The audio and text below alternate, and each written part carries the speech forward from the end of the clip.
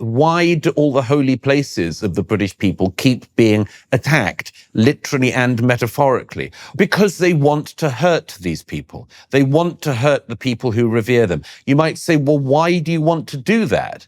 Revenge for some people, supremacy of a different kind for others, weakness among others. Why would you do that to 3% of the population? Among other things, it's rude, it's cruel, it's unusual. And why would you do that to a majority?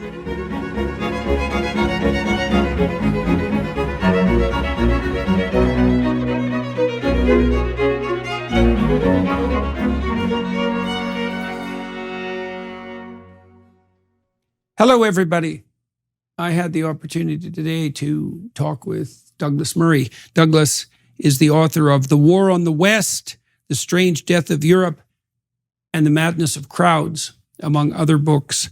Douglas has been a cardinal voice, signaling to everyone the danger of the culture war, trying to assess its reasons, trying to mount a defense against its most destructive aspects, and trying to call people's attention to the dangers that beset the Western world and freedom in general, because freedom in general is essentially identical to the Western world, for better or for worse. And so an assault on the West is an assault on everything that isn't nihilistic, catastrophic, and authoritarian in its essence. What did Douglas and I talk about today?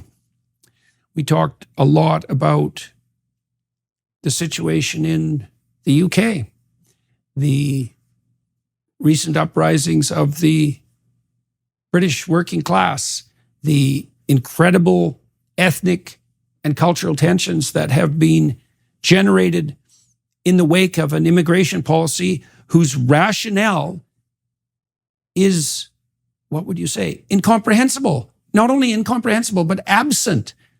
What's the function of the untrammeled immigration policies that characterize Germany and France and the UK, especially given the obvious fact that they're producing a tremendous amount of internal stress?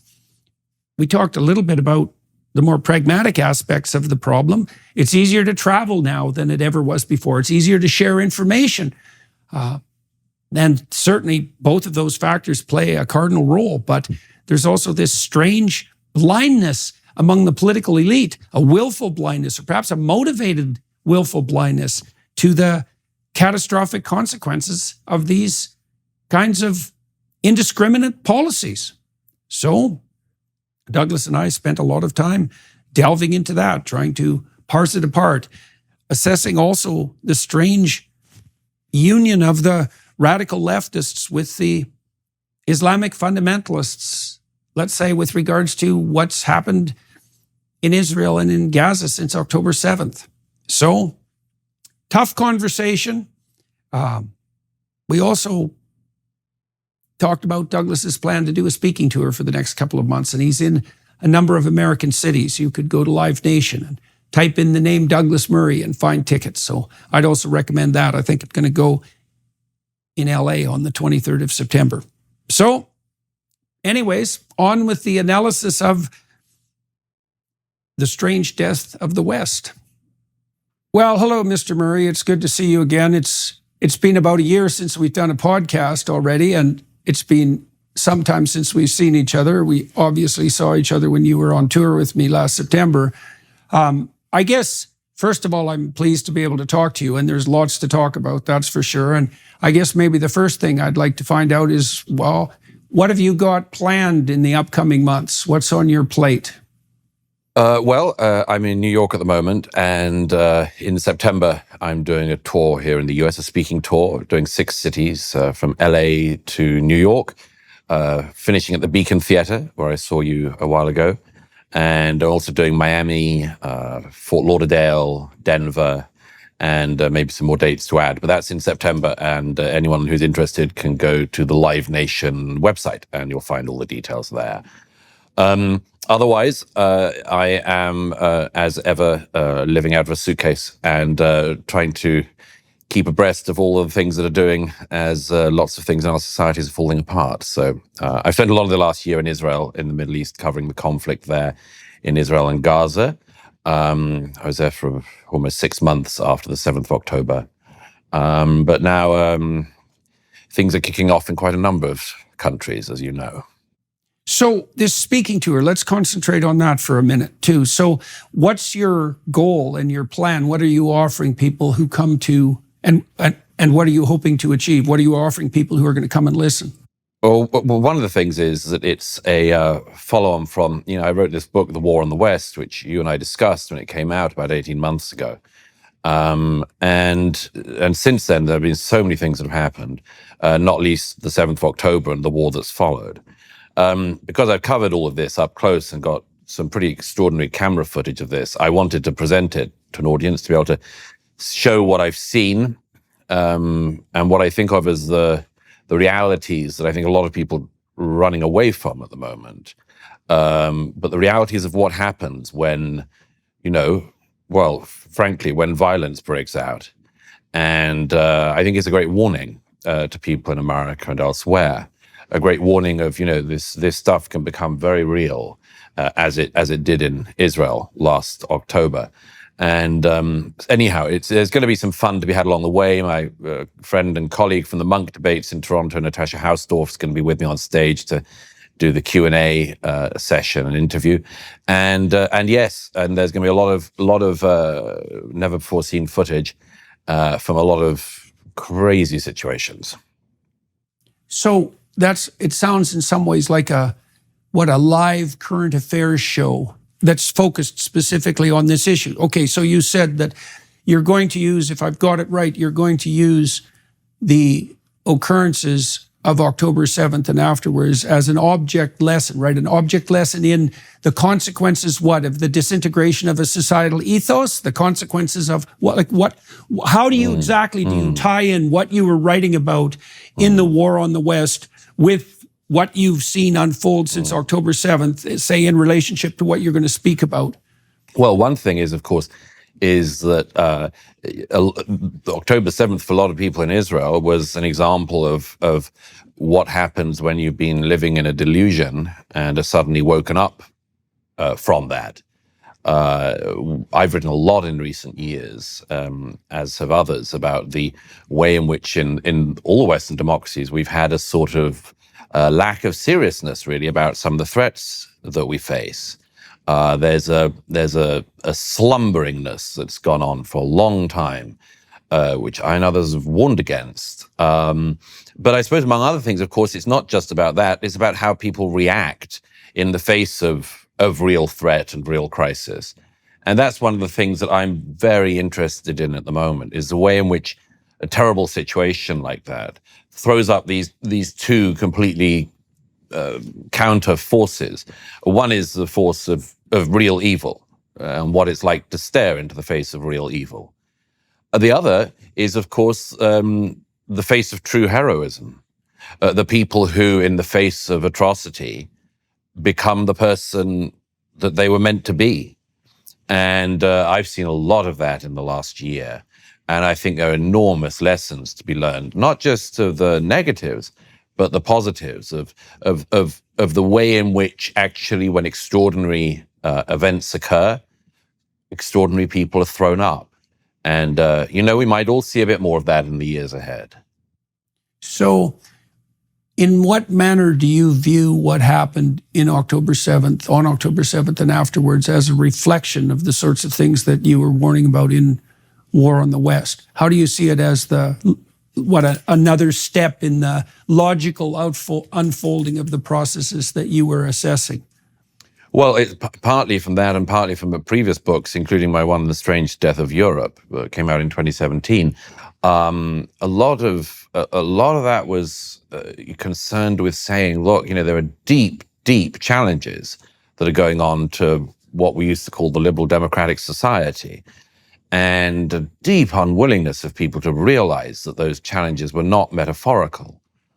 Since the 7th of October, we've seen unbelievable scenes on everywhere from the streets of London and major cities in Europe to the most elite campuses of Northern America, Ivy League campuses, where students who have the most privileged existence imaginable have decided to openly throw their lot in with the terrorists of Hamas. This has gone further, a lot faster, I think, than a lot of people realized. But it is something I've been warning about for a very long time. That yes, there are deep things happening in our society, including what I've described in the past as being the thing of people at risk of rebelling for the sake of rebellion and out of boredom. And this is a deep thing in American society in particular. The call for a great cause. One of the student protesters at Columbia was quoted in New York Magazine the other month saying that he was a first-generation low-income student who was the first member of his family to go to university. And you think, well, that sounds good. And then he went on to say, and when I got to Columbia, I learned about the rich history of protest at Columbia. And I decided, I knew that as soon as it kicked off, I wanted to be in the middle of it. Mm-hmm. I mean, so let me ask you about let me ask you about that in some more detail. So this is going to be a complicated question, but you put your finger on something that's crucial and deep, psychological rather than political, or even spiritual, let's say, rather than political. As you know from touring with me, I've been investigating. One of the things I've been investigating is what is it that makes life worthwhile?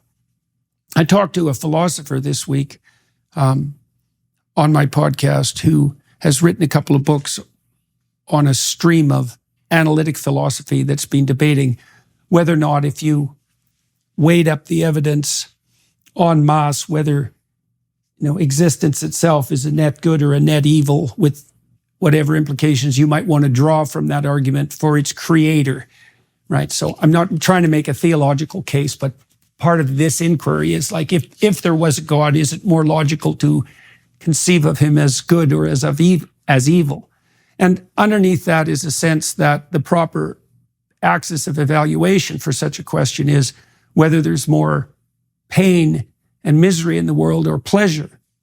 And my sense is that that's the fact that that's how the argument is constituted is actually an indication of the pathology of our culture, because it's a fool's game to map pleasure and pain onto good and evil, partly because there are evil pleasures and there are morally justifiable pains, right? So whatever the landscape, whatever the moral landscape is, it's not reducible to the hedonic landscape and any axiomatic assumption that it is. Okay, so there's a corollary to that. And one of the corollaries would be, well, if we're not built to maximize pleasure and minimize pain, let's say, which is a powerful argument because emotions are powerful and the positive and negative emotion systems are powerful motivating systems.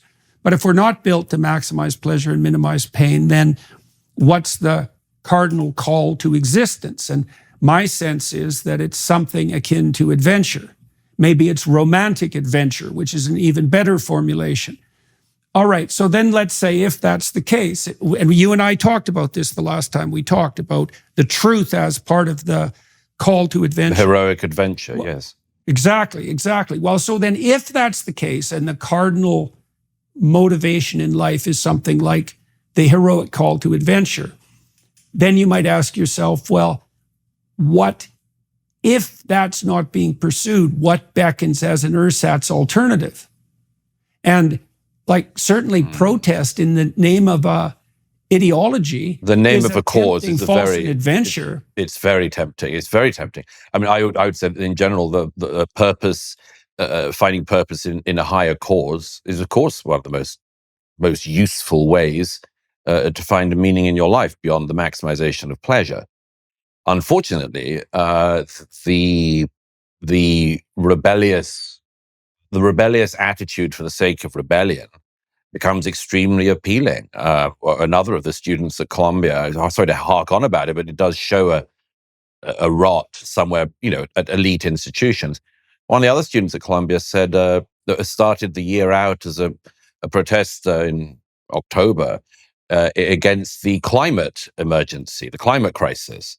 And, within a month, it was Hamas. So one of the things I noticed, I suppose it was in about 2014, which was approximately when I was starting to detect that something had gone seriously wrong with the universities, let's say.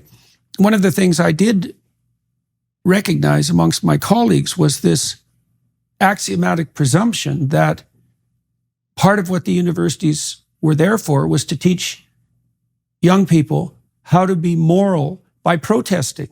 That protest itself had become a stand-in for morality. And so, you can feel some sympathy for that kid that you were describing. I mean, he's gone off to an elite institution hoping to be taught how to live a good life in the classic sense by the world's most profound experts. And what he found when he got there was that since the 1960s, the best thing that the universities have to offer to their students is the false reputation, the false claim to morality that can be had, and the excitement that can be had by engaging in a protest. And yes, the life of an activist is the ideal life. And the life that's rewarded and the life that is seen to be virtuous. I mean, it's all of that. And by the way, one of the other things that has struck me very much in recent times has been the fact that, of course, a lot of the problems that we see emerging in our societies in the West come about not just from that boredom, but of course the fact that when the financial tide goes out and stops being able to lift people up, a lot of other stuff gets revealed. We see this in the UK at the moment.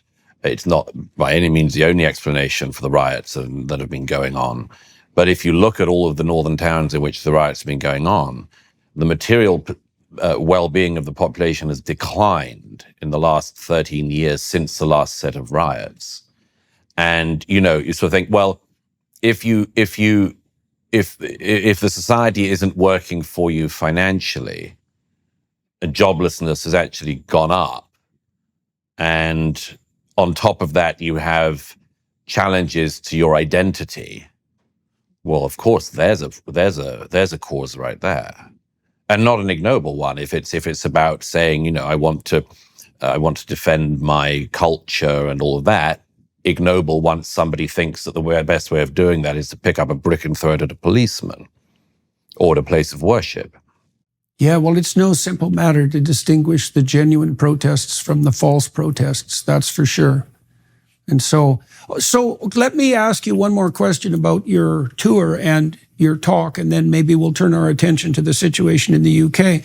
Okay, so you're planning on showing your audiences footage from your journeys through the Middle East for the last 6 months. So I guess I'm curious about, well, you didn't step into the conflict in the Middle East as a naive observer, either of people or of societies.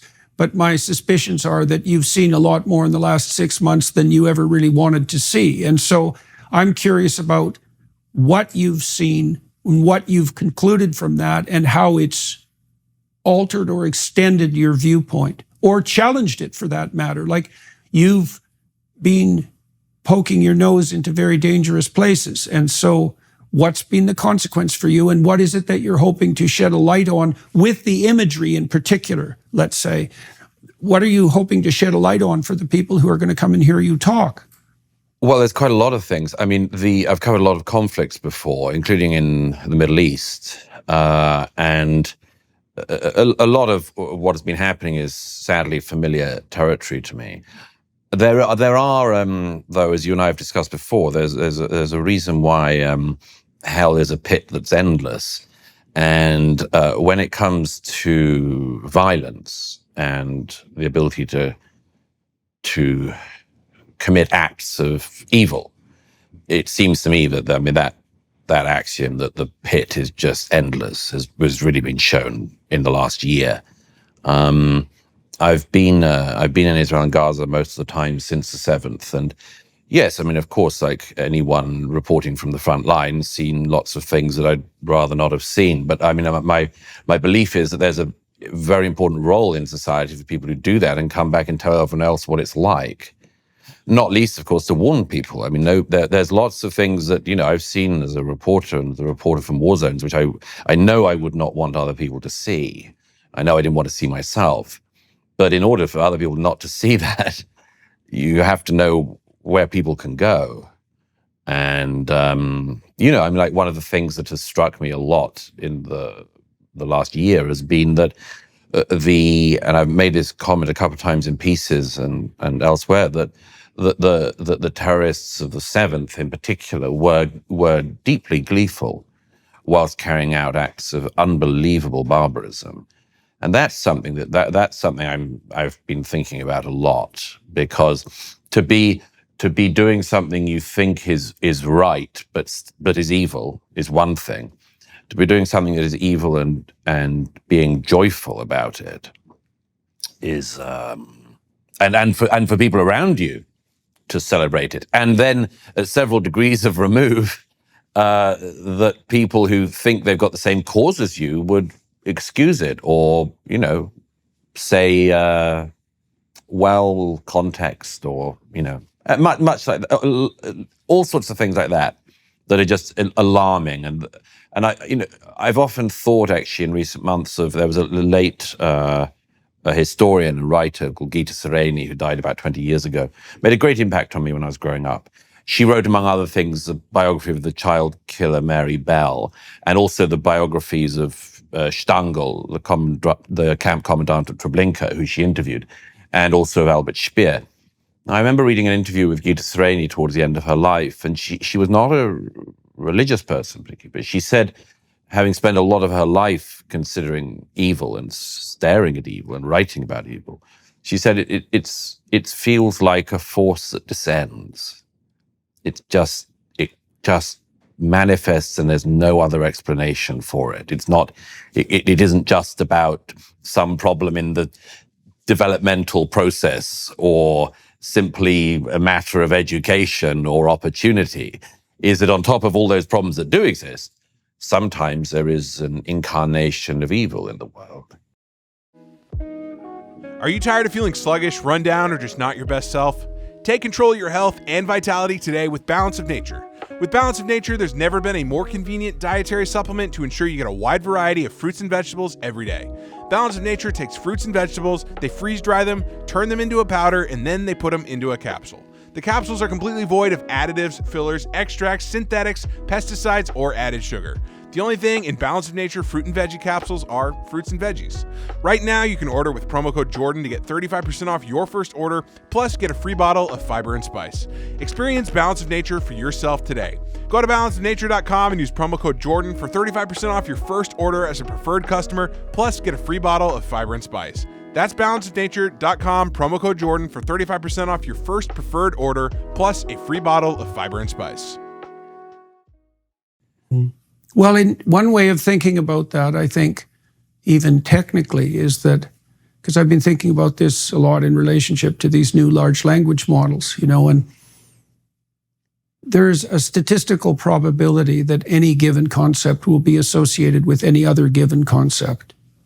And if your mapping is technologically advanced enough, you can calculate those statistical relationships, and that's what the large language models do. And then you can start to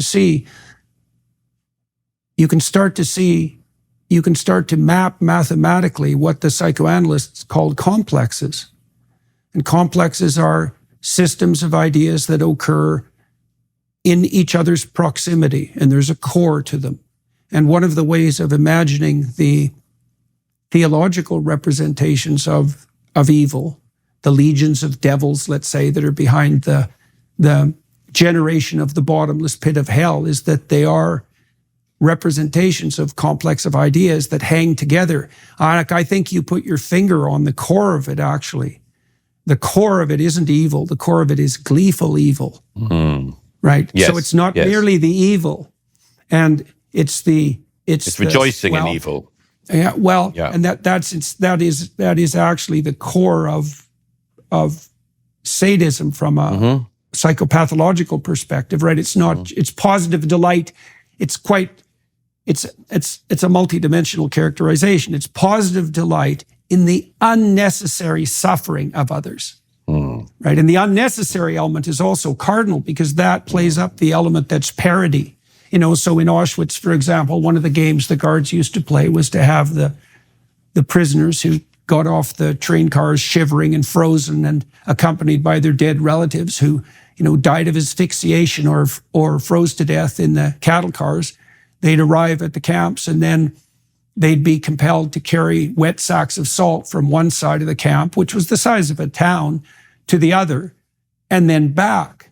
And so it's a parody of work, right? And it's a demonstration to the person themselves that not only are they suffering for all the reasons that they're in the camps and by the fact of the burden that they're carrying, but the utter counterproductive pointlessness of the painful labor is also emphasized and insisted upon, and then delight taken in that. And that is a very dark thing to observe. Yes, I mean, I was in one of the maximum security prisons in Israel earlier this year and saw the Hamas terrorists from the 7th who had been captured alive. One of them was somebody who I recognized from one of the atrocity videos, who had there were two young boys, about 10 and 12. They were with their father. They went into the safe room when the bombs started falling, and the Hamas terrorists came and they saw them go and they threw a grenade, and the father threw himself on the grenade and was killed in front of his sons. And then, one of them lost an ear and the other one lost an eye, and they were staggering around the main room of their house, weeping and wailing in the most unforgettable, awful way. And one of the terrorists came in, and who'd just killed their father in front of them, came in and opened the fridge and helped himself to the food. And the youngest of the boys, in total trauma, and said, "That's my mother's food."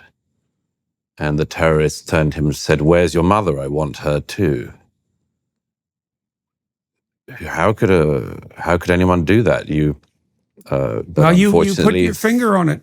Well, that idea of the descent is like one of the things that God accuses Cain of when he becomes bitter is opening the door to evil. He said his suffering wasn't merely a consequence of his failure in life.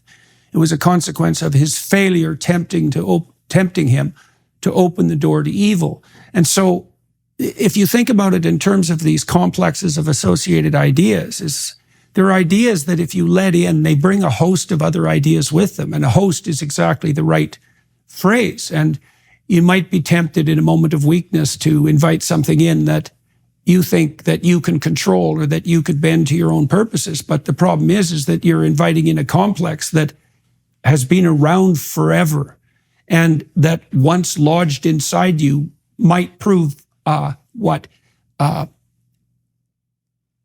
whatever defenses that you might think you have there to mount are trivial in comparison to the power of what you've invited in. And that is, I think you can think of that technically, and it is a terrible thing. And it is the kind of things that are warned against at the theological level, although that's a very complicated thing to untangle. And so, all right, so let's turn from that a bit. So that's the sort of thing that you're going to explain as you're communicating with your audience. And what you're hoping to demonstrate to people is that is the logical conclusion of the sorts of games, for example, that are being played on the university campuses. For sure. Yeah. Well, then, of course, the problem with that is, at least to some degree, is that complex of ideas that takes possession of people in the circumstances that you're describing has that end in mind. Oh, yeah, absolutely. Yeah. Of course. Yeah. Of course. Yeah. All right. Well, let's turn our attention to the situation in the UK, if that's the case. So let's start with something contentious, I suppose. Tammy and I went out on a limb recently and interviewed Tommy Robinson. I saw. I've been watching Tommy for a long time, and he's struck me as particularly interesting. Well, for two reasons. The first reason, I suppose, is because he is a genuine working class guy, and for better or worse. And second, I haven't seen anyone anywhere who's been more unwavering in his commitment to reveal the atrocities of the grooming gangs in the UK, which are organized patterns of activity that are very pervasive, that are so terrible that it's almost impossible to talk about them without sounding like a conspiracy theorist. So now, there's no doubt that there are many things that you could accuse Tommy Robinson of, and many of those he would admit to. But to me, and also to my wife, fair enough. But the fact that he's pointed his finger at something that seriously needs to be attended to and has paid a major price for it is also not ignorable. It's like, do we expect someone who's brave enough to do that to also be perfect in every regard? That's asking a bit much, given that there's many people who in principle have moral characters much more unsullied than Tommy Robinson, who are cowering in silence constantly in the face of this absolute brutal. And so we interviewed him. And what did I think of Tommy? He's very articulate.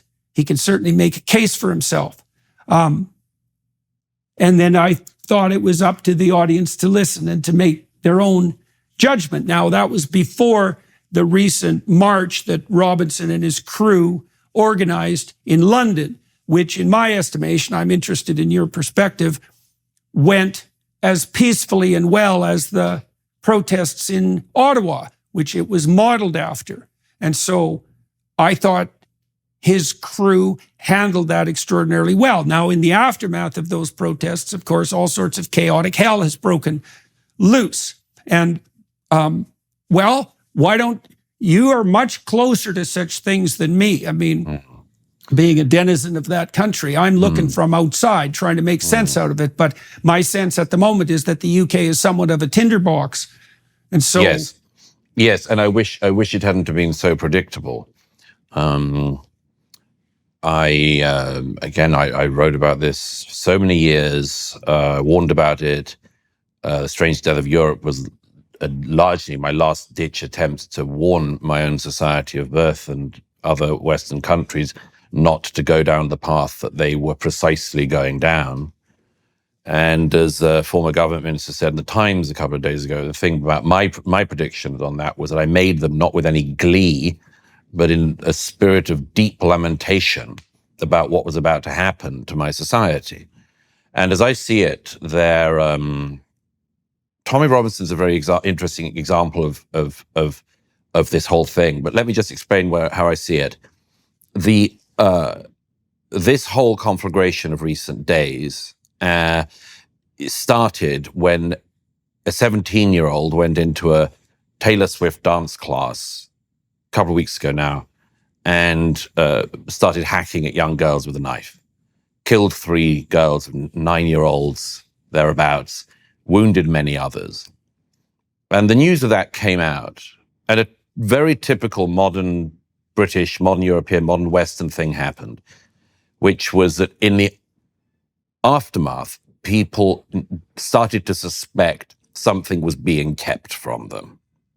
Now, wiser heads would wait, but not everyone's a wise head after 9-year-old girls are bludgeoned to death, stabbed to death. So false information went out online saying that the attacker was had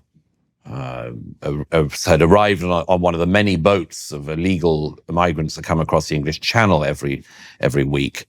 That was untrue. In fact, he was the son of immigrants from Rwanda. But people started to sense that there was a cover-up of some kind, or at least the news was being managed. The police in Britain seem always to think they're being very clever at this, and it's always seemed to me that they exacerbate every problem they put their mind to.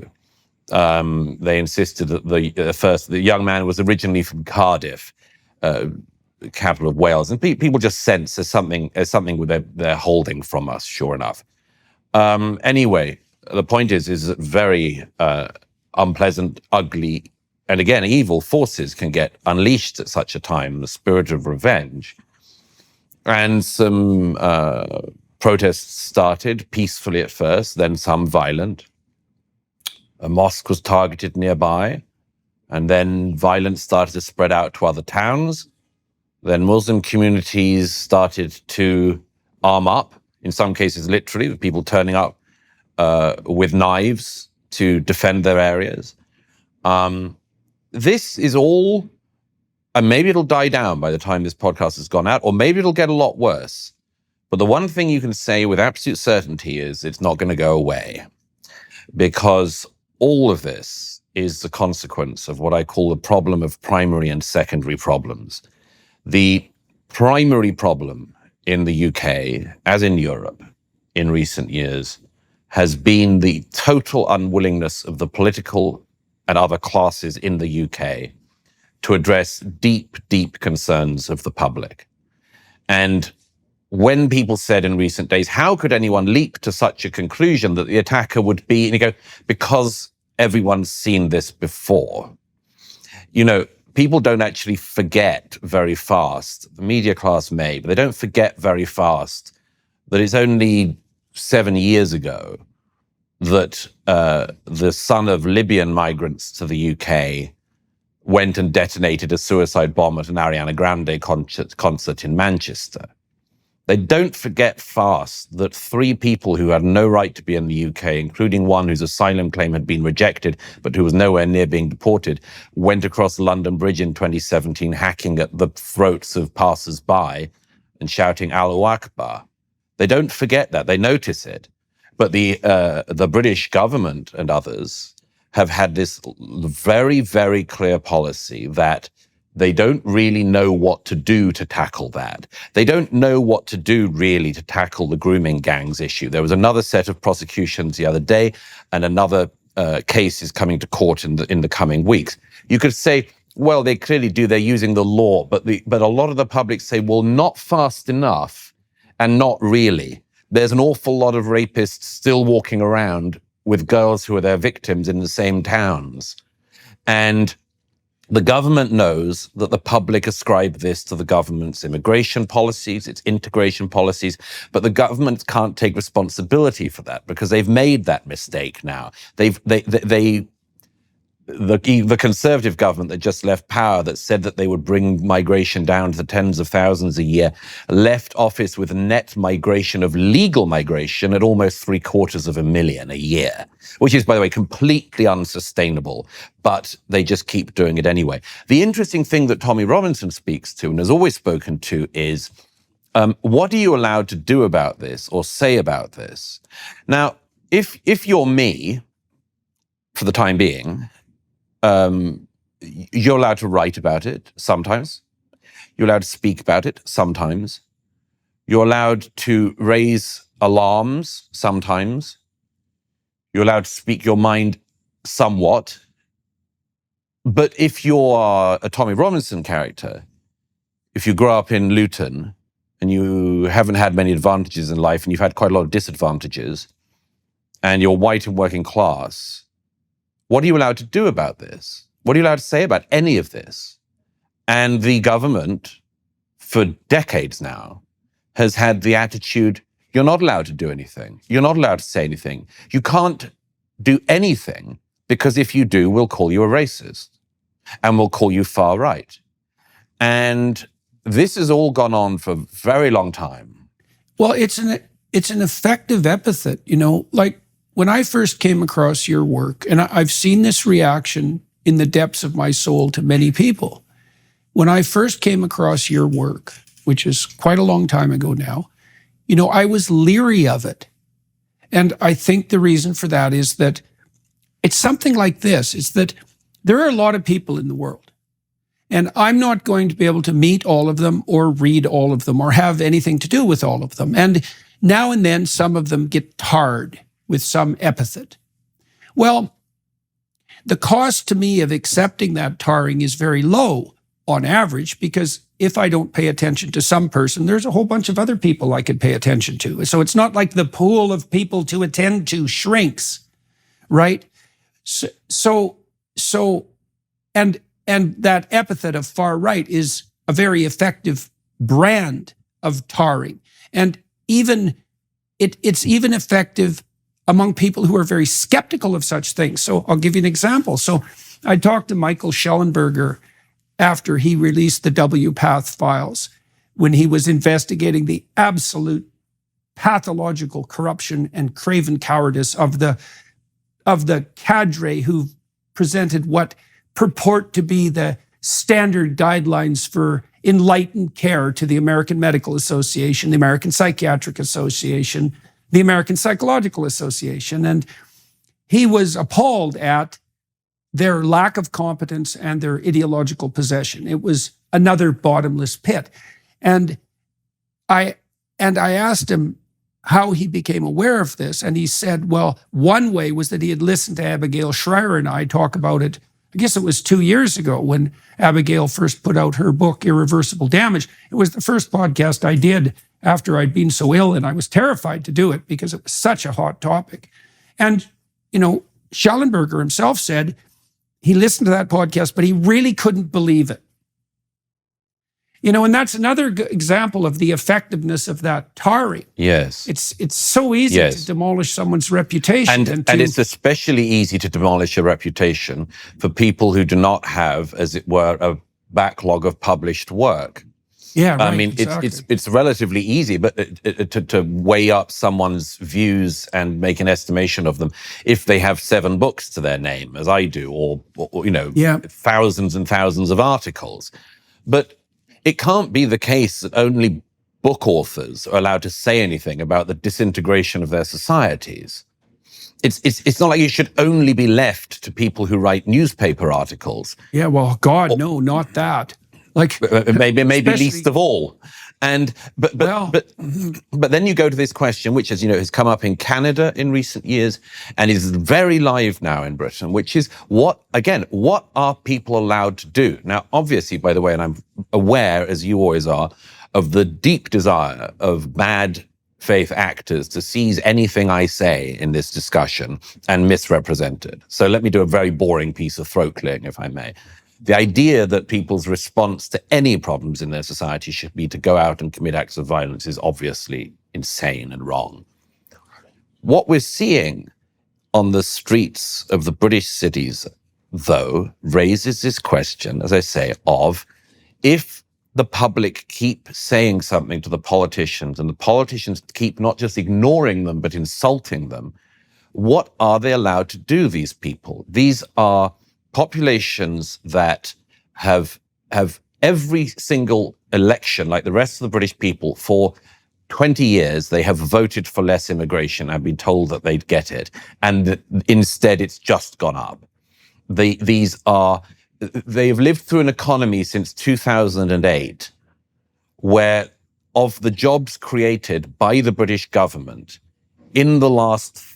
since 2008, so in the last, we're talking 16 years, of the jobs created since 2008, 74% have gone to people who were not born in Britain. So just people think about this for a second. The government refuses to do what the public keep on asking for and what the government keeps on saying it'll do. It is seen to be, I think accurately, extremely lax on policing certain social cohesion issues. It's extremely eager to crack down on anyone of a Tommy Robinson type. And what material benefits have come about in the society in the last 16 years have largely gone to people who were not born in the country. I repeat, what is permissible in this situation to do? And I would say peaceful protesting would be one thing, or speaking up, or, whatever you like to do, except that every time even there is a peaceful protest, the peaceful protesters are defamed as far-right neo-Nazis. I mean, there definitely will have been and have been in recent days some extremely ugly people who've come out of the woodshed, who I'm sure do include, as like one guy everyone's obsessed with who has a swastika tattoo on his back. Is that guy representative of all the people who are angry in the wake of the slaughter in Southport? I would have thought not. And in any other situation, every public official, political official, opinion writer, and policeman would be very wary of trying to tar everyone with that brush. I mean, for instance, the police and authorities, even when you have discovery of an imam in a mosque preaching violence, everyone is incredibly careful, lawyers at all the newspapers and everyone else, to make sure that it isn't implied that everyone who attends that mosque is somehow in favor of this. In fact, woe betide you if you did do that. You have to say it's this one person and no one else is responsible. But somehow the actual desire to tar anyone who has, as I say, not got a voice and is wanting to make their voice heard as a violent far-right neo-Nazi seems to me to be a big error by Keir Starmer and others. Because, if you can't say, we recognize your deep, deep concerns about some things that have happened, including mass stabbings, terrorism, and much more. We understand your deep, deep concerns, and we are going to try to get onto this and on top of this. But there is no excuse to turn out on the streets and be violent against your Muslim brothers and sisters and neighbors or anyone else. If they can't say that, they just cannot say it. They just have to go to the secondary thing. What kills me about this is it's exactly what I've said for years. If you don't deal with a primary problem, you get secondary problems. And if you just focus on the secondary problem, you'll not only not solve the primary problem, you will make it worse. Exactly what we're seeing. The less your business spends on operations, on multiple systems, and on delivering your product or service, the more money you keep. But with higher expenses on materials, employees, distribution, and borrowing, everything costs more. To reduce costs and headaches, smart businesses are graduating to NetSuite by Oracle. NetSuite is the #1 cloud financial system, bringing accounting, financial management, inventory, and HR into one platform and one source of truth. With NetSuite, you can reduce IT costs, cut the cost of maintaining multiple systems, and improve efficiency by bringing all your major business processes into one platform and slashing manual tasks and errors. Over 37,000 companies have already made the move. Why haven't you? By popular demand, NetSuite has extended its one-of-a-kind flexible financing program for a few more weeks. Head to netsuite.com/JBP. That's netsuite.com/JBP. netsuite.com/JBP. Okay, so I got a couple of questions out of that. And one observation. The first observation is that the epithet far right is rapidly losing its utility. Now, when I hear someone now described as far right, I think, yeah, maybe. Probably not, but maybe. And I should also point out that it's not like I'm unaware of the existence of bad actors. I don't even know if right and left are the right dimensions of evaluation anymore, and I suspect not, but for now, we'll stick with that. I mean, ever since I came out in defense of the defensive response of Israel to the October 7th massacre, I've had no shortage of far-right trolls on my case. And I know what they're like, studying them historically. And of course, that happened to me when I partnered with the Daily Wire to begin with, because its head man in some ways, at least in the public eye, was Ben Shapiro. And so I'm perfectly aware of what the far-right agitators look like, and they're a remarkably despicable bunch. So we'll get that out of the way to begin with. The idea that they're in the same camp, for example, as the working class protesters that you're describing in the UK is absurd, because first of all, what the working class protesters are doing isn't fundamentally political. It's fundamentally based in something approximating frustration. Okay, so having said that, then I've got a question. So with regards to the drivers of immigration, you say the politicians campaign, at least on the conservative side, at least some of the time, with the claim that they're going to get a handle on this, but they don't. In fact, quite the opposite. They seem to facilitate it. And so then Is that because it's actually beyond their control? Or is it because, here's a psychological reason, it's like for decades our culture has insisted on something approximating a position of moral relativism. There's no way of drawing hierarchical distinctions between the value claims that different cultures present. We can't admit for a moment that there might be some reason to be leery, let's say, of an immigrant class that would be associated with the kind of education that the madrasas are producing for all sorts of ideological reasons. We can't make any allowance for the idea that some immigrants might be more difficult to integrate into our culture than others. And that is a thorny problem, don't get me wrong. But now, so we open the floodgates, let's say, and we find out that there are people who don't have democracies in their own country because they don't have the culture for it, let's say, or the desire for it. And they bring those attitudes along with them. Surprise, surprise, because they weren't just freedom-loving, oppressed people striving to be free who are now thrilled to death to be in a democratic country, but people who are pretty damn prone to bring all of the problems that they had in their own country along with them.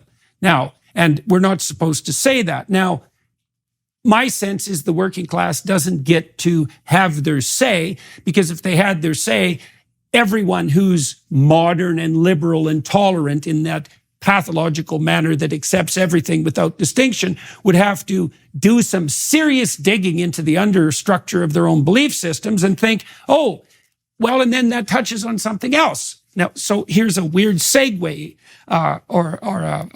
what would you say, idea that popped into my head, an association. Richard Dawkins announced himself as a cultural Christian. So then one of the things that makes me ask is something like, well, what is it that the West has right, that the enemies of the West have wrong, that's percolating at the bottom of all of this mess, that's driving what?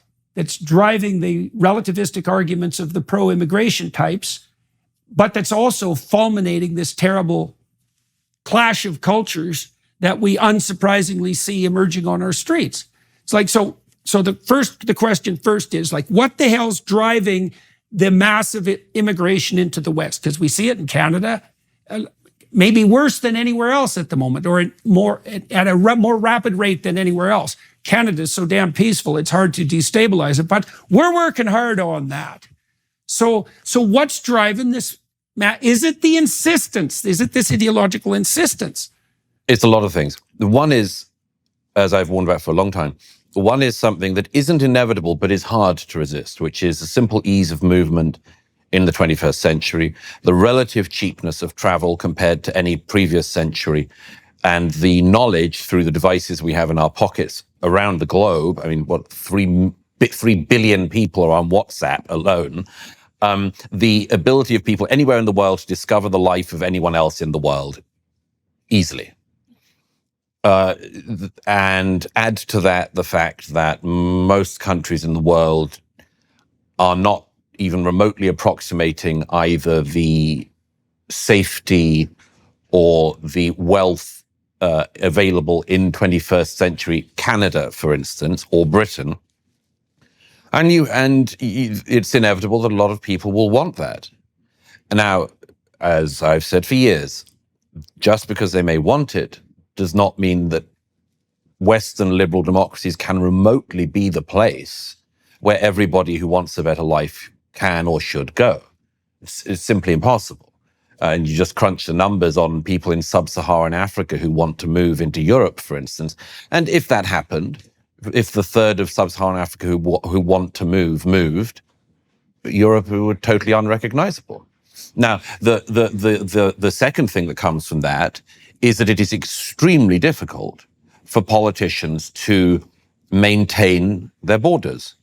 And I think this is highly regrettable, because I think the only way in which, among other things, you can have an actual asylum system where you actually take in those unusual cases where asylum should be needed, just disappear once you have illegal migration every day coming in on boats, or as in the case of America, millions of people walking across the southern border in the last 4 years. And add to that the fact that as was famously said in 1968 by somebody, it's the easiest thing to put off any difficult decision you have to make today and leave it for your successors to address. All the time making it harder for your successors. But I said this to a European politician some years ago when they said that they were going to deport the 1 million illegals that were in their country. I said, how are you going to do it? Because you and I know that on day one, if you rounded up everyone who was legally in the country and put them on buses, trains, boats, the first woman or child crying would be on the front page of every newspaper the next morning. And by day two, you would have to stop because of public pressure. It seems to be a reality for the time being. By the way, until such a time emerges, and it could, where the society says we don't give a damn anymore, we don't give a damn, that may well happen. But until that does happen, countries are absolutely incapable, politicians are incapable of answering this question. Then you have a follow-on one, which addresses what you mentioned about Richard Dawkins, among other things, which is America. It's not quite true to say that America was a society based on an idea, but it's a nice idea. America was based on an idea, but the idea came about because of the people who founded the Republic, the United States of America. And if they hadn't... Englishmen. Right. If they had have been from somewhere else, even a different denomination, the United States would be very different. However, as far as states founded on an idea goes, America is probably the nearest to that. European nations, Britain, are not based on an idea. They were not based on an idea. Now, that isn't to say that they don't have very distinct cultures. And my word, the different cultures across Europe are so different that everyone jokes about their neighbors and regards their neighbor in the neighboring European country being wildly different from them. To an outsider, it seems preposterous that the Swedes and the Norwegians would have distinctions between them, but they do. But I say this to say that Europe and Britain was made up of ethnic identities. And those ethnic identities had ideas, of course. But even in Britain, you have the Welsh, you have the Scots, you have the English, the Northern Irish, the Irish. How do you integrate into that? How do you do it? Does anyone know? And the answer is no. Have some people? I'd say yes. Have a majority? It doesn't look that way to me. And so this is just a bomb underneath the societies in Europe in particular. It has been about ethnicity. We don't like things about being about ethnicity, so we say it's about an idea. But all my adult life, this idea has been so hard for anyone to pin down that they've just failed at it time and time again. I'm old enough to remember when Gordon Brown was Prime Minister, and I contributed to a book that he edited about being British, what Britishness was. That was 20 years ago. And Britain is no closer to defining that today than it was 20 years ago. People say things like Britishness is about queuing or fair play. And that is so completely inadequate to the task at hand. But the other one that can come along with this, and this is one of the ones that white working class communities in the UK deeply resent in particular, is the you don't have a culture, which is one of the other nice, it's one of the nice things that race baiters of all shapes have been doing for years at these people. You don't have a culture. It's what I wrote about in The War on the West, the jabbing at majority populations. And if you do have a culture, it's not a good one, or it's a rapaciously evil one, or it's one that's only to be described through the lens of colonialism or slavery or racism or institutional racism or patriarchy or whatever. And they've just done this for years. There has been what I showed in my last book to be this, for instance, why do all the holy places of the British people keep being attacked, literally and metaphorically? Why does Winston Churchill, the great hero of the British nation, keep on being attacked by people? Because they want to hurt these people. They want to hurt the people who revere them. They literally want to strip their gods from them. They want to defile the holy places of the culture. You might say, well, why do you want to do that? revenge for some people, supremacy of a different kind for others, weakness among others, false adventure, cowardice, going along with the tenor of the times, however bad that direction of travel happens to be. But I said recently, before these riots happened, I said, it would be, and I might have said this to you in private before, Jordan, but I say it would be madness if people from the Indian subcontinent made up 3% of your population, it would be madness to try to demoralize that population or to try to find ways to just say that they were nothing and never had been anything, and it was sort of best if they just tried to sidle through their lives without harming anyone. Why would you do that to 3% of the population? Among other things, it's rude, it's cruel, it's unusual, and that 3% of the population is a significant amount of the population. You don't want to demoralize 3% of the population. Okay. Why would you do that to a majority? Who is so insane that they want to do this to majority populations? And the answer seems to be, well, we're finding out. We are finding out. Well, okay, let's delve into that on the ideational front. I mean, I would say, who would want to do that? Well, my sense is that it's this metastasization of Marxism. It's the spirit that metastasized Marxism that's bringing this about, and consciously. And so you have the people that hold the center, the majority of people who approximate some implicit ideal, however poorly. And then you have people who are perhaps unable to do that, or who are unwilling to do it, or who are even opposed to it, and they occupy the margin. And there's many of them. They're a plethora. And the postmodernists, especially the modern queer theorists, let's say, want to bring that margin into the center by whatever means necessary. Now, I think there's a profound philosophical misunderstanding that accompanies that desire. Although if the underlying desire at the base is just the desire for chaos, which is certainly possible, then it's not a mistake, it's not a bug, it's a feature. But, we tend to believe in the West that an idea has its opposite, and that progress might be obtained by watching the war of a thesis and its antithesis. But that's not how things work. You have a thesis and you have a plethora of antithesis. In fact, an infinite plethora. And so if you try to center the marginal, all that happens is you demolish the entire structure. And one of the ideas that I've been working on recently, conceptually, is that imagine that now you're motivated to center the marginal at all cost. And you presume to begin with, because you're naive or corrupt, that those marginal are a community, and they're a community with something in common apart from their marginalization. Well, that's certainly the claim of the alphabet mob, for example. We're all a community. It's like, yeah, I don't think so. It doesn't look like it. It looks to me like you're a plurality united by your, what would you say, your resentment. Okay. And narcissism. And narcissism. Okay, so then, but here's the subtle part of the argument, let's say, because, and I think this is true.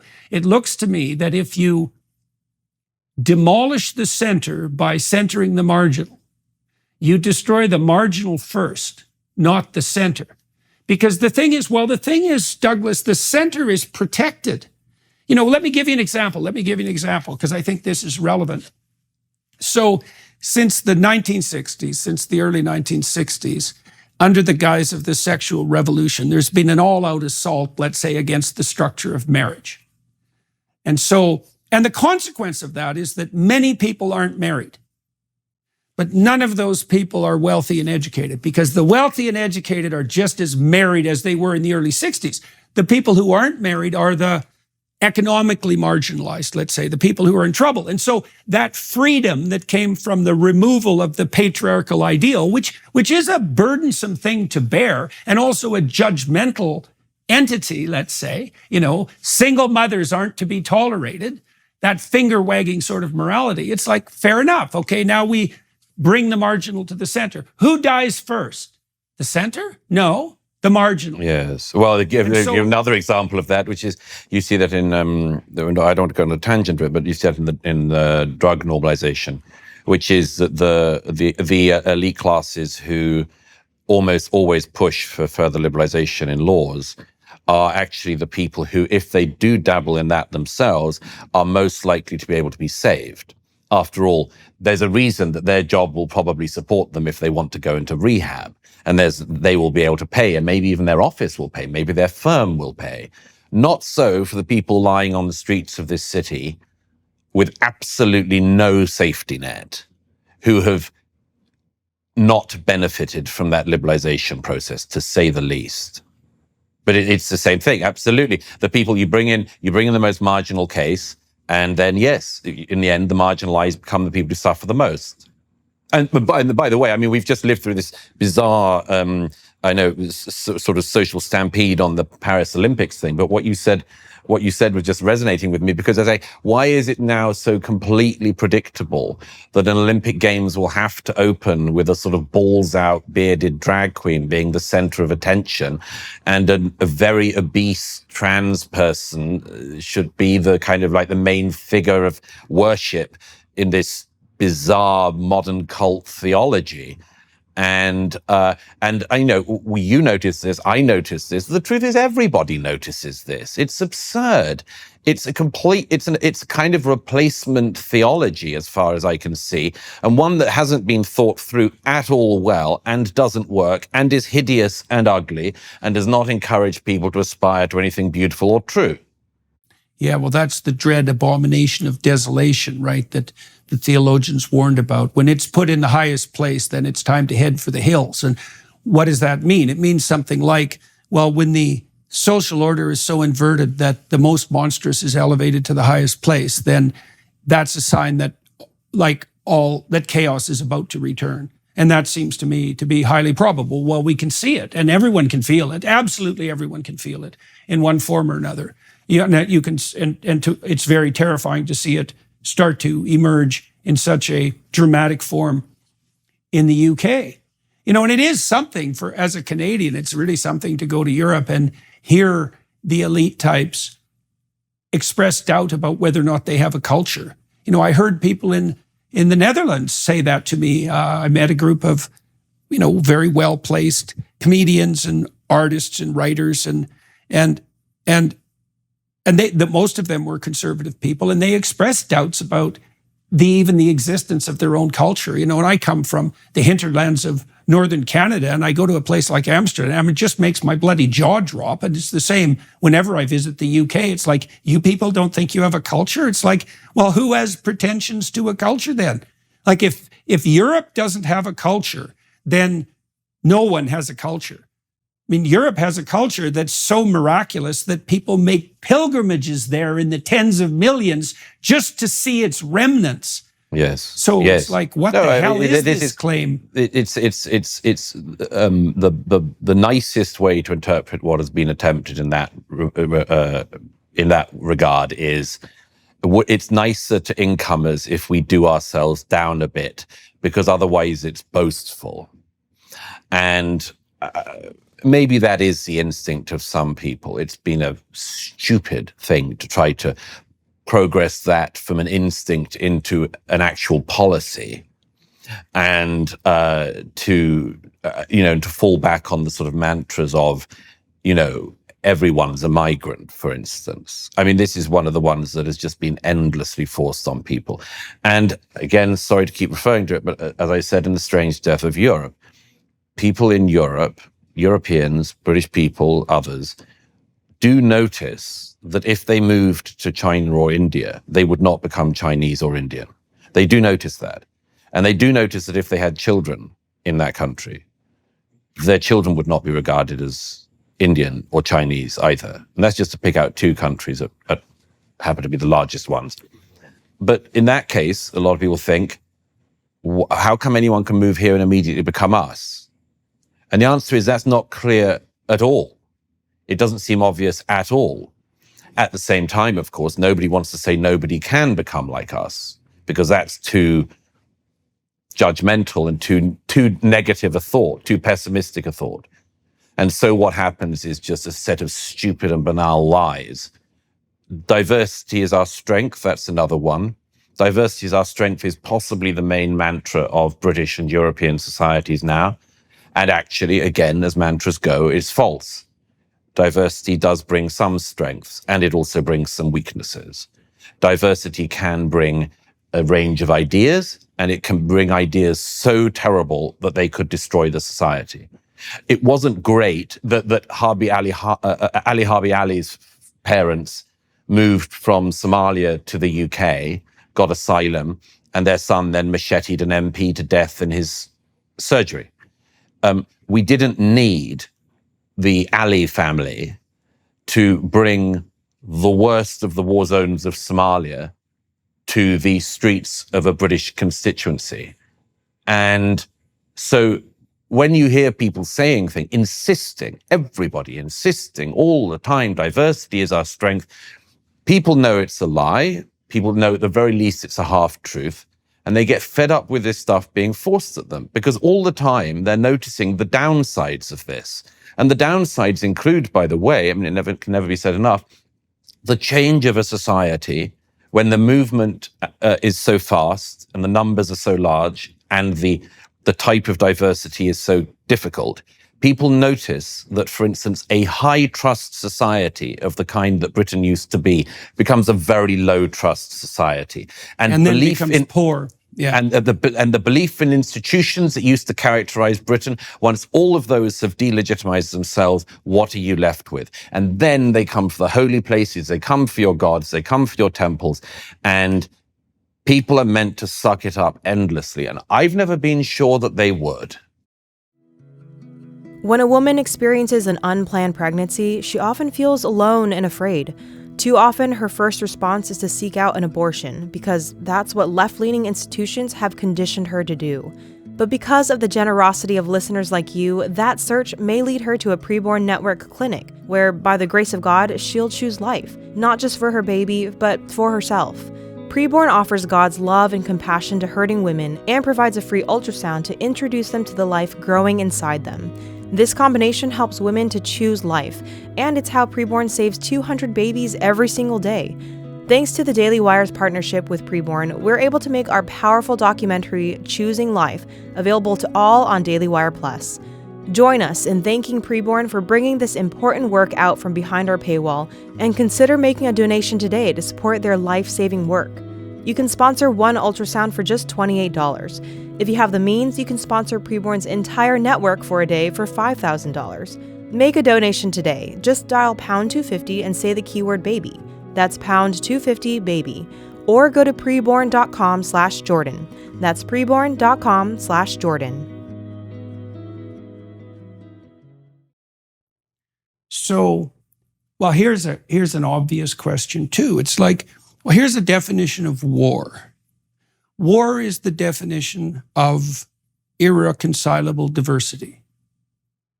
Right, so diversity is our strength. It's like, okay, well, Hamas and Israel have diverse viewpoints, and they're not reconcilable. So what do we have? A war. So what's the story that people are supposed to swallow? It's that although the world has been eternally mired in internecine conflict, the war between diverse viewpoints, if we import all that diversity into the West, magically we'll wave a wand and all that diversity will be transformed into nothing but what? Complex productive cooperation.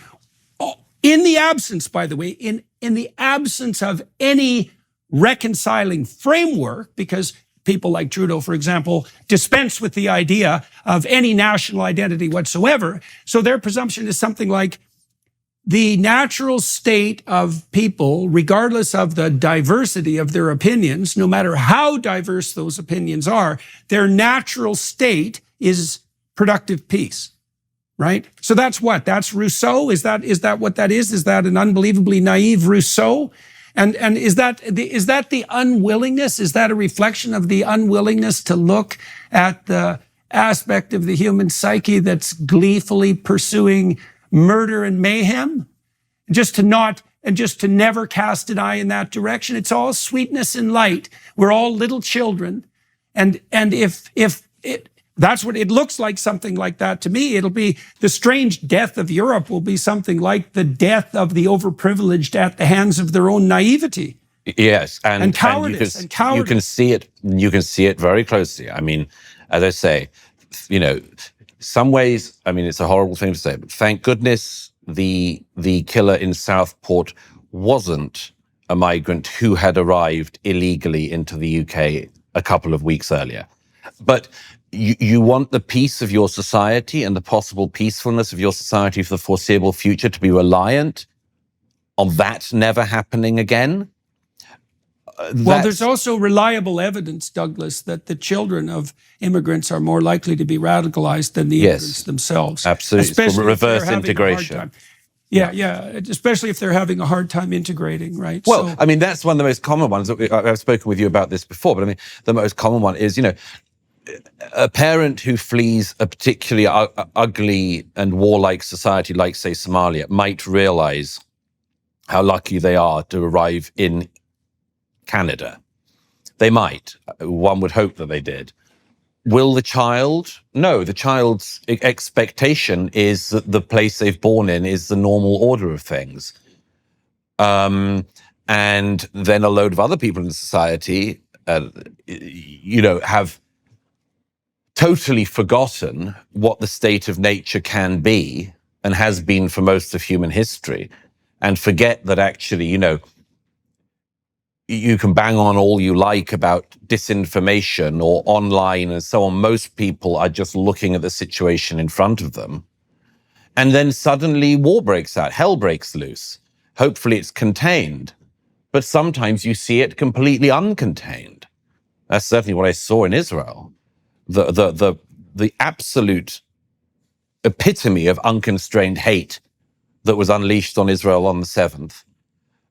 By the way, again, one other quick thing on that, because it's something that is so often in my mind, is onto communities, by the way, in the south of Israel, precisely overpopulated by people who dreamed the dream of peace with their neighbors and believed, for instance, that, by driving Palestinian children from Gaza to Israeli hospitals every weekend, they were doing something in the cause of peace. Literally, the woman who was doing that, who was in her 70s, was burned alive in her home on October the 7th. So the simple dreaming does not make it so. You may well be living in the most wonderful dream, but if everyone else is not, you better just hope you're not woken up one day. But the likelihood is you will be. And again, what I've laid out about the situation in Britain, I hope, is some example of that. A dream which maybe doesn't work, maybe you're woken up from. Okay, so now I have a better insight too into your goal in the speaking tour. Is like you're destined to be Cassandra, so that's always fun. And you can tell if you're Cassandra if you make prophecies that you pray would not come true, but believe are likely. Oh my gosh! Right. Yes, okay, you can't believe how much that's been on my mind. My late friend Jonathan Sachs wrote after Strange Death of Europe came out. He wrote to me with a message with a line from Ezekiel, where he said, what's the line? He said, and whether they listen or fail to listen, they should know that a prophet stood among them. Right. Which I have to chilled me when I got in. I really hope that he wasn't right. Right. Well, so I see. So what you're doing at the deepest level with this new tour is, I can see why it's the logical next step in what you've been doing, because you're going to attempt to bring to public attention all those things that people would rather not look at, right? Now, there's the very old idea, and I elucidated it in some detail in this new book I wrote, this We Who Wrestle with God, that the way you become immune to the poison of the worst serpents is by looking at the things you least want to look at, right? And the role of the prophet is to identify what it is that people want to look at least and to hold it up in front of them in the hopes that will make the people who are viewing voluntarily stronger, and that will set the social order itself on a more appropriate path. Well, You we know, certainly don't need people to be more dreamy and weaker than they currently are.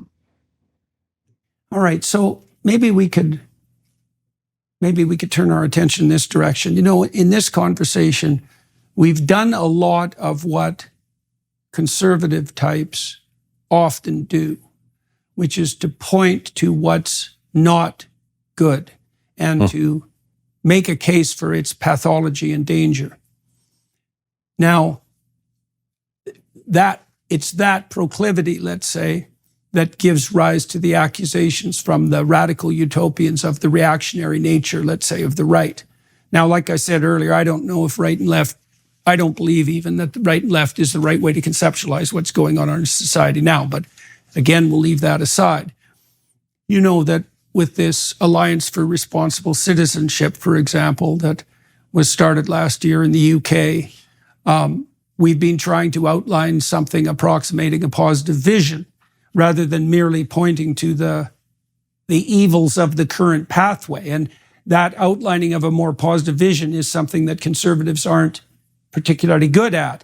And I can understand that in a sense, you know, because it's strange times indeed where you have to point repeatedly about what should be self-evident in relationship to your culture to remind people that it exists. You know, and at the deepest level, you might say, well, the confusion about what constitutes a woman is a cardinal example of that. It's like we're so lost that we can't agree on the distinction between the sexes. And so there isn't a form of lost that's more profound than that, as far as I can figure. So what do you see, let's say,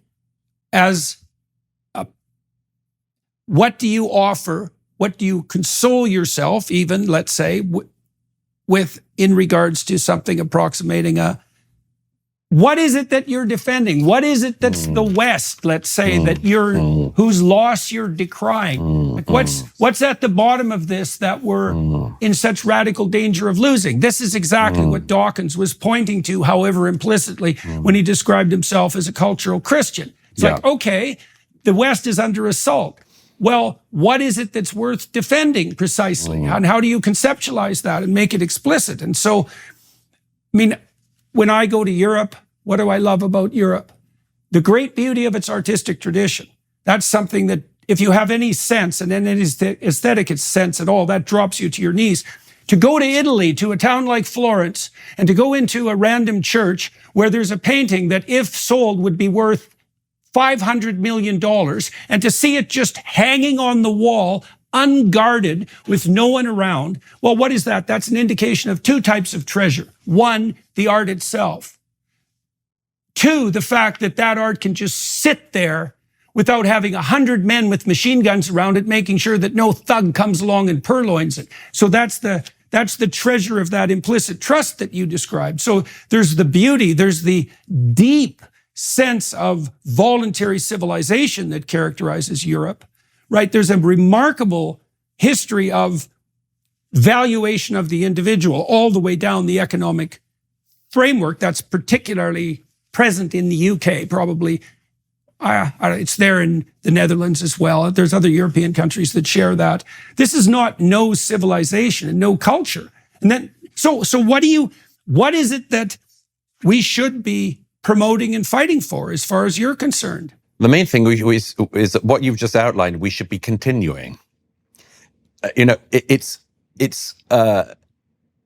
the things is where small c conservatism is that if the most radical figures on the left come up with completely bizarre new manifestos for what should happen, like the complete forgetting of biology or anything else, if they come up with that, it's true that others could resist that and say, no, we have an alternative utopian vision and so on.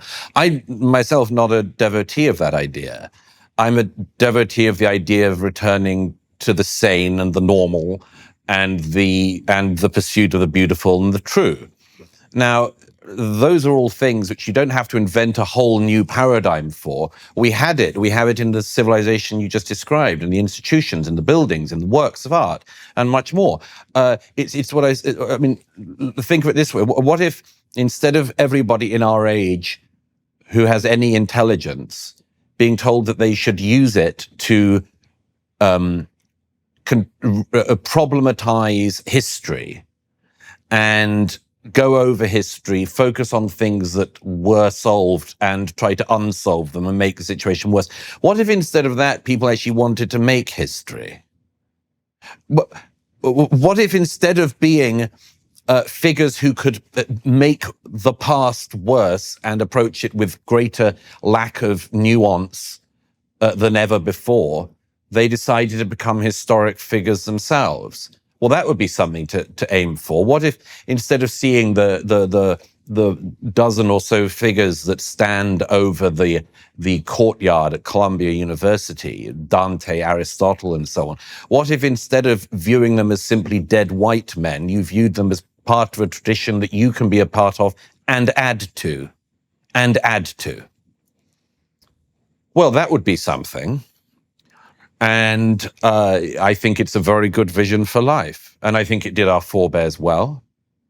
And if you have a pride in that tradition, which certainly in Europe we have the right to, not to eradicate any dark times, goodness knows, but a right to have that tradition and to want to add to it and to want to preserve it and keep it going, that seems to me a pretty good basis for life. And remembering things that everyone knew until yesterday. And I wonder, is it pride or is it grateful aspiration to? You know, because that word pride, that's been a very thorny word, you might say, and increasingly so in recent years. It's like, well, the right attitude to have towards the great figures of the past. I mean, in this Peterson Academy that we just launched, we have one of the members of the House of Lords do a lecture series on 7 great historical leaders of the past. I'm kind of rubbing my hands together about that course because it's not the sort of course that you could get at a university, all things considered. There were no great men. They were just pursuing their own power dynamic for their own narrow, self-serving purposes. Which is it's so preposterous. I mean, I was with some mutual friends of ours recently on the island of St. Helena, and although I tend to take the British view about Napoleon, which was that he was a proto-tyrant, you cannot sit in Napoleon's study in Longwood House looking out at the ocean and considering the battalions of the British army that had to stay on the island to keep the emperor inside, and the fleet of British boats that had to sit in the harbour facing inwards to make sure the emperor didn't escape, to just think, wow, this was a world historical force, this man. You're able to take the bad with the good sometimes.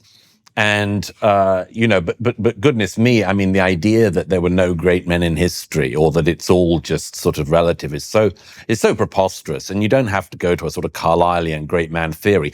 But by the way, that's a much better theory of history than anything that's being pushed on us at the moment. I mean, I don't want to ramble, but I mean, there's a case that I was saying, actually, I did an alternative commencement speech for some of the students at Columbia the other month because they weren't allowed a commencement ceremony because of the protesters at their university. And of course, so a nice group of students and their families asked if I would speak, and I did as much as I could. And but one of the things, I said, as well as talking about the famous great figures of the past, I gave the example of there's a 16-year-old who Andrew Roberts mentions in his History of World War II, The Storm of War.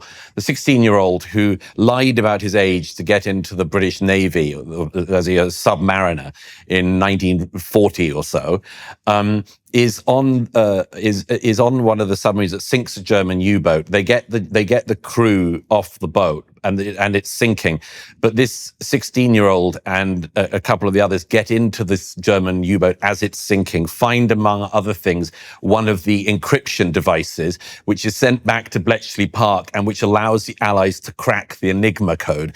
That 16-year-old ended up being, as it happened, he was chucked out of the Navy because he'd lied about his age. But that 16-year-old boy called Tommy changed the course of human history for the good. Now, tell me it wouldn't be better as a society, instead of telling people to wallow in grievance and anger and bitterness, to say, it actually doesn't matter where you come from. If you have it in you, you could be a world historical figure as well and improve things demonstrably for the better with your life.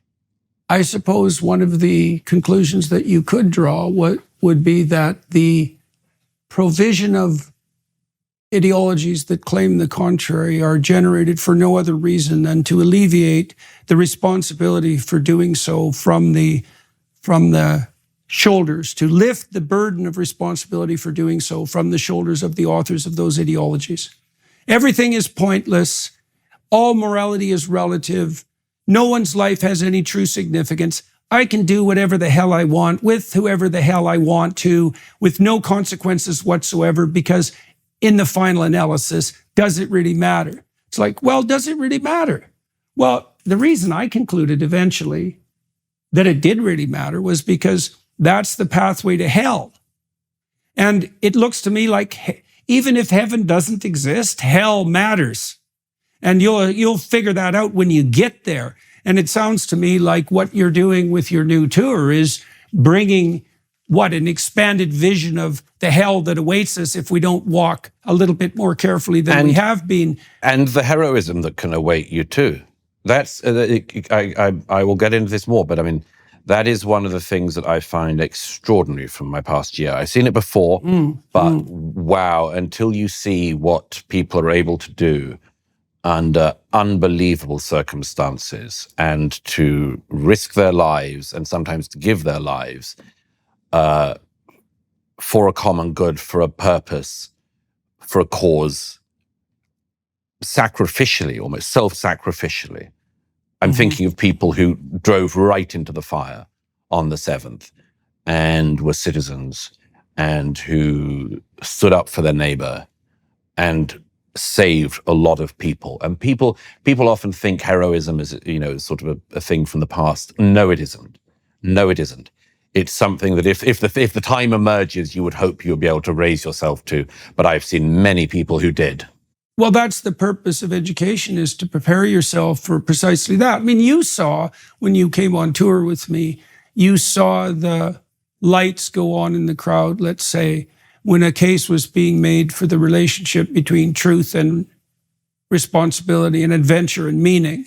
It's like this call to take your place at the feet of the greats, let's say. That's not some cliche.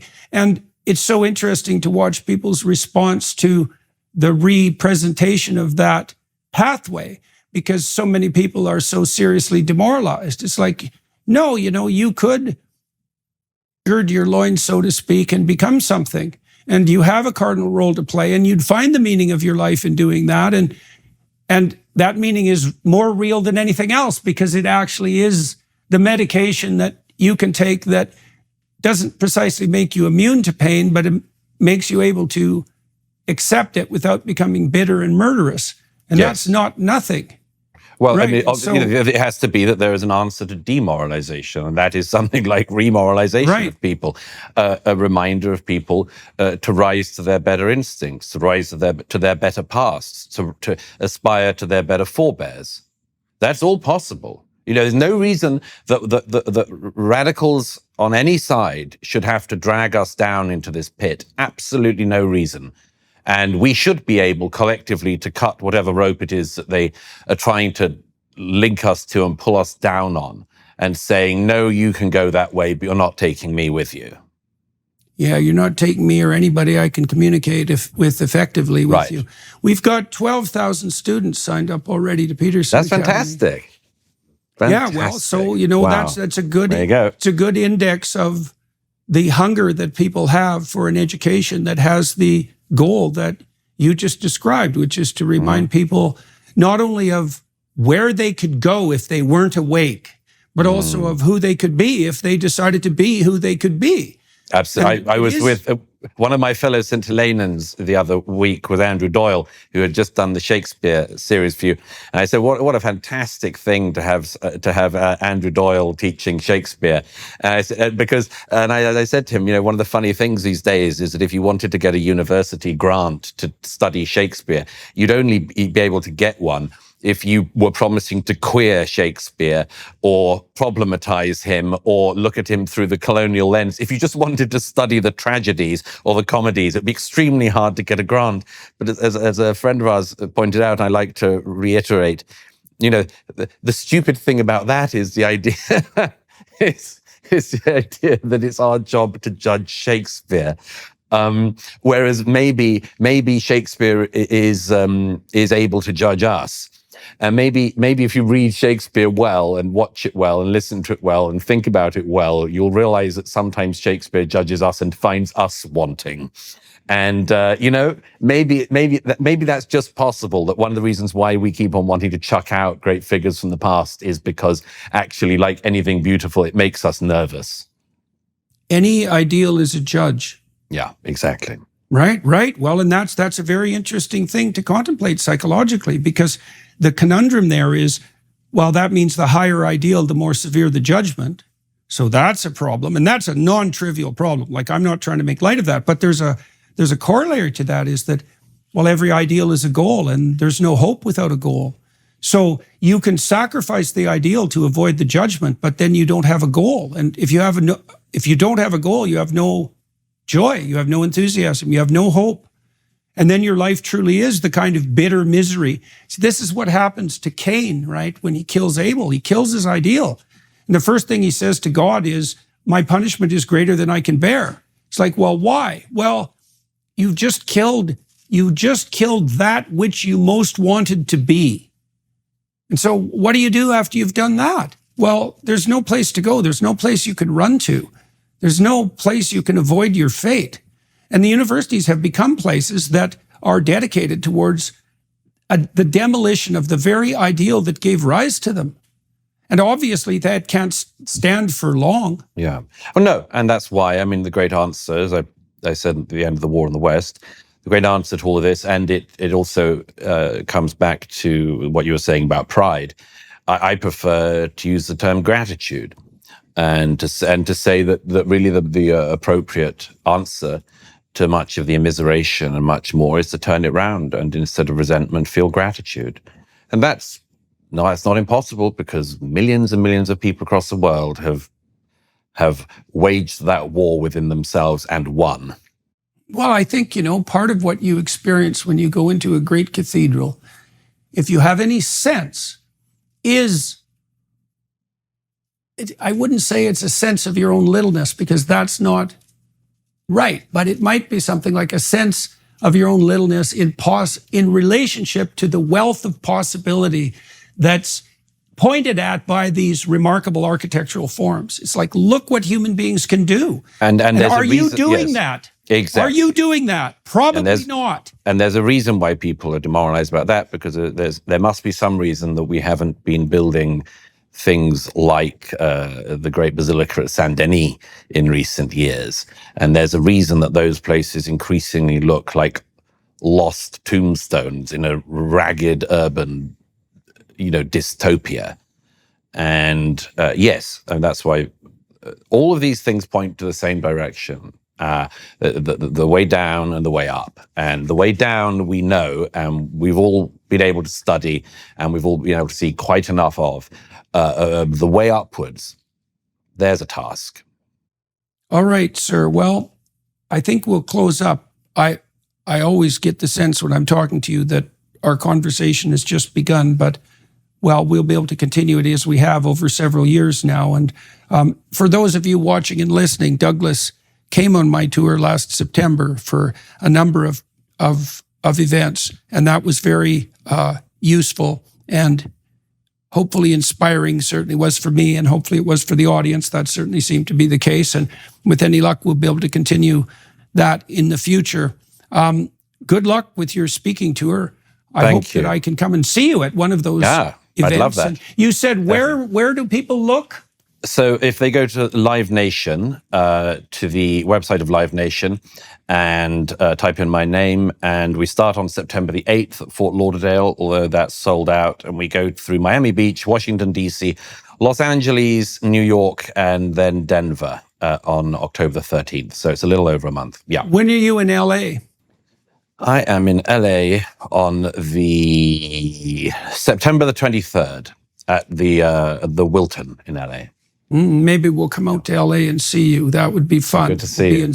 Yeah. Okay. So, all right. Well, for everybody watching and listening, most of you know that we'll continue this conversation for another half an hour behind the Daily Wire paywall. And I think what I'll do is, with Douglas, is focus a little bit more on the situation in Israel and what he learned, and to delve into some of the geopolitical realities behind that, especially with regards to the, what would you say, the conspiratorial involvement of players like Iran in fostering this bloody, hellacious mess. And so if you are inclined to join us for that, that would be much appreciated. Otherwise, Mr. Murray, it's always a pleasure, a perverse pleasure in talking to you.